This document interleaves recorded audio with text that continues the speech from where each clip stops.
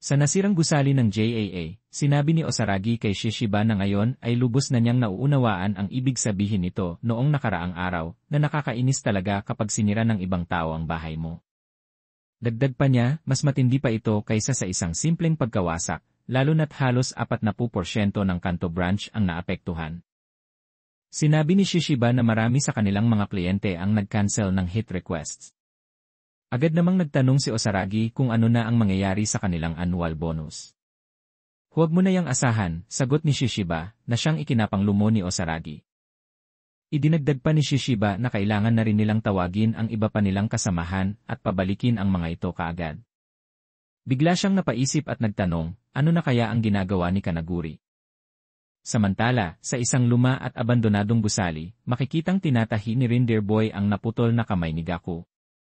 Namangha si Gaku nang mapagtantong maayos na nakakabit muli ang kanyang kamay, at agad siyang nagpasalamat.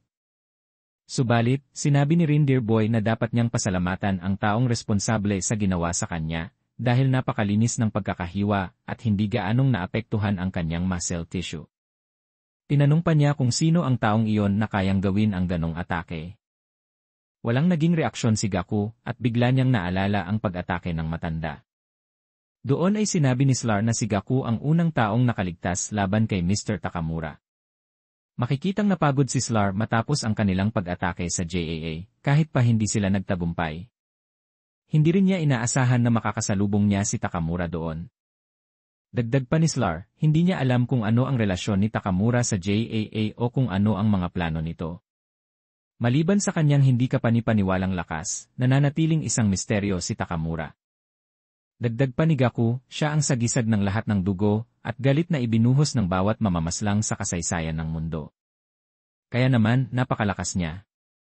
Sa huli, sinabi ni Slar na kung may ganoong kalakas na tao laban sa kanila, hindi magiging madali ang sitwasyon para sa atin, lalo na kung isasama pa si Sakamoto.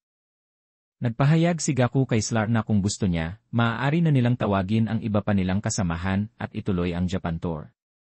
Ngunit tumanggi si Slar, at sinabing hindi nila dapat isugal ang kanilang pagkakataon sa ganoong paraan. Sigurado rin daw siyang mas maghihigpit ng seguridad ang iba pang branch ng JAA. At ngayon na deads na ang kasamahan nilang Spy, naniniwala siya na mas mainam na dagdagan pa ang kanilang mga miyembro.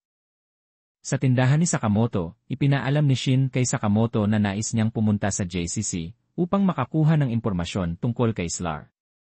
Gayunpaman, inamin niyang hindi niya alam ang detalye tungkol sa JCC, at nabanggit din na nakuha niya ang kanyang license sa pamamagitan ng external exam. Nagulat si Heisuke at nagtanong kung paano ito posible nang hindi dumadaan sa formal schooling. Namangha siya kay Shin at pabirong nasabi, ang talino mo talaga. Dumating si Lu at nagtanong kung ang JCC ba ang tinutukoy na paaralan para sa mga hitman. Ipinakita niya ang larawan ng institusyon at binasa ang nakasaad. Isang paaralan na may 35 instructors at 4 na taong programa, may 1,000 estudyante, kung saan 10% lamang ang nakakakuha ng kanilang hitman license, habang ang natitirang 70% ay nag-quit o namatay sa training. Tinanong ni Lucy Sakamoto kung totoo bang graduate siya ng JCC, at kung maaari ba siyang makapasok muli bilang isang alumni. Sumagot si Sakamoto na hindi ito ganoon kadali, hindi pinapapasok ng JCC ang kahit sino at kilala ito sa sobrang higpit ng seguridad. Biglang sumigaw ang asawa ni Sakamoto, umaapoy sa galit, matapos may makita habang naglilinis ng kanilang kwarto. Ipinakita niya ang JCC transfer exam, at galit na nagtanong kung sinusubukan mo bang palakihin si Hana para maging isang assassin.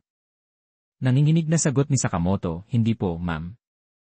Makikitang nahihilo si Shin habang sakay ng eroplano, samantalang si Sakamoto ay relaxed lang at kumakain. Natanong ni Shin kung pupunta ba sila bilang undercover students.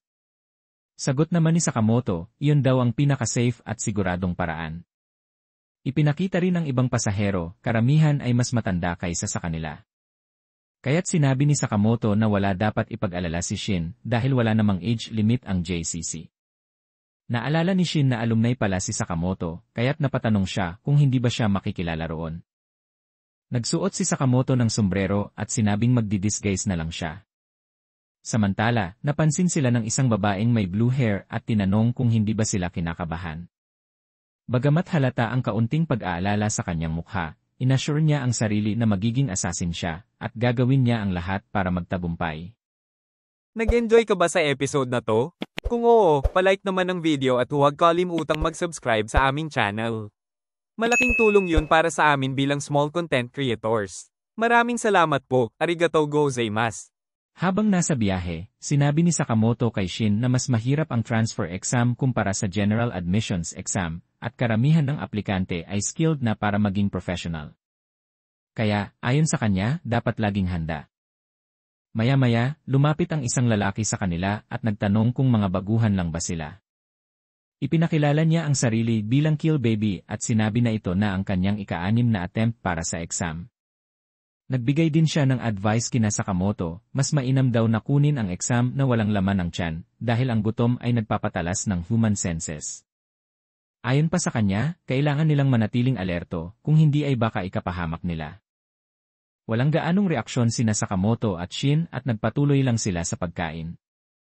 Biglang pinaikot-ikot ni Kill Baby ang spaghetti ni Sakamoto gamit ang kanyang fork, kinain ito, at habang tinutusok-tusok ang pisngi ni Sakamoto, sinabi niya na, ang isang tulad mo, ang unang mamamatay. Pagkatapos, sinipa niya ang pagkain ni Sakamoto. Muling napansin ang pag-aalala ng blue-haired bebe para kina Sakamoto. Ngunit sinabi niya sa sarili na wala siya sa posisyon para kaawaan ang mga ito, at anumang pagkakamali ay maaaring magdulot ng kanyang kamatayan. Determinado siya, ipapasa niya ang exam na ito at magiging isang assassin. Binati ng FA ang mga JCC applicants at ipinaalam na ipapaliwanag niya ang rules ng exam bago sila makarating. Ayon sa kanya, sa 360 applicants na nasa eroplano ngayon, may mga nakahalo sa kanila na examiners na nakadisguise at may dalang JCC bullet. Ang kanilang task, matukoy ang mga examiners at makuha ang bullet mula sa kanila. Isang lalaki ang nagtanong kung maaari bang patayin ang examiner habang kinukuha ang bullet. Walang pag-aalinlangan na sumagot ang FA, oo naman kung kaya mo. Nahulog sa harapan ng mga applicants ang iba't ibang uri ng weapons na maaari nilang gamitin. Agad silang naglaban gamit ang mga ito.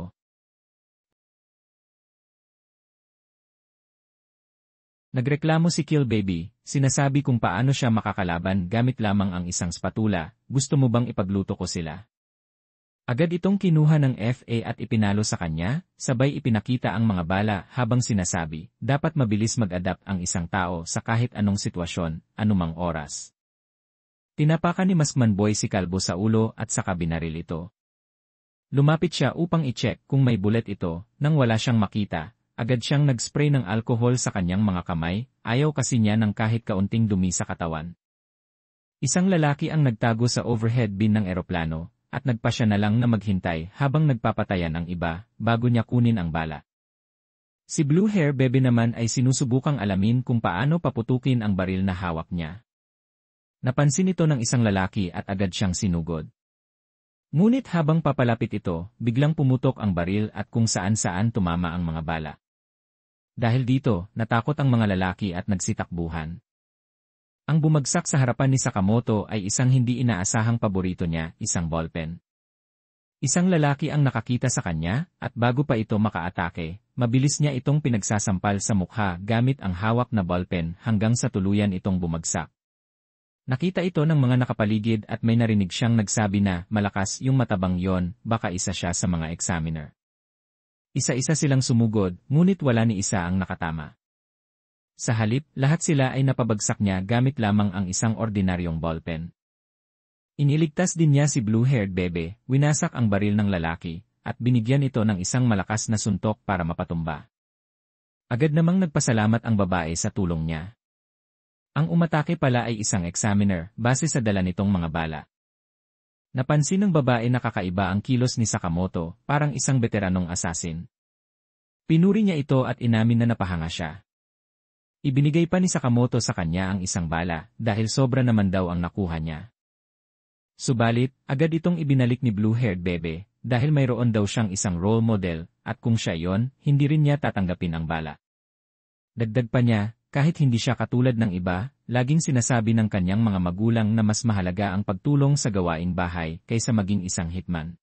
Sumagot naman si Sakamoto na hindi mo malalaman ang kakayahan mo hanggat hindi mo sinusubukan.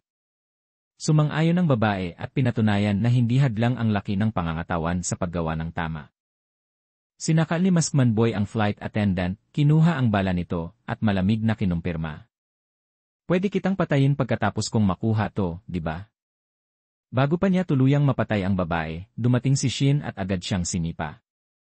Nakaiwas si Maskman Boy at malamig na bumanat. Huwag kang makialam, tanda. Galit na sumagot si Shin. 21 lang ako. Bigla na lang sumugod si Maskman Boy ng napakabilis, dala ang intensyong saksakin siya. Ala Matrix ang pag-iwas ni Shin.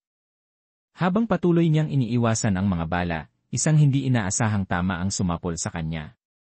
Napangiwi at napadiri si Maskman Boy sa talsik ng dugo ni Shin, agad naglabas ng alcohol spray, at maingat na nilinis ang kamay niya. Ano ka ba? Germaphobe ka, sigaw ni Shin. Oo, at yung kupal kong kuya, binigyan pa ako ng sakit sa mismong araw ng General Admissions Exam, sagot ng germaphobe, na puno ng inis. Hindi makapaniwala si Shin sa narinig niya.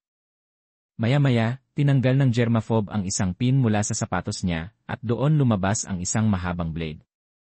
Ginamit niya ito para makaiwas sa direct contact habang umaatake. Sinubukan siyang barilin ni Shin, pero mabilis na naiwasan ng germaphobe ang bawat bala. Nagpalitan sila ng atake, si Shin gamit ang maliit na kutsilyo, at ang germaphobe naman gamit ang mga blade sa sapatos. Mabilis, malinis, at walang gustong magpatama. Sa muling pagsugod ng germaphobe, ginamit ni Shin ang kanyang ability na precognition, isang kapangyarihang nagbibigay sa kanya ng kakayahang makita ang magiging kilos sa hinaharap sa pamamagitan ng pagsusuri sa motor readiness potential ng kalaban.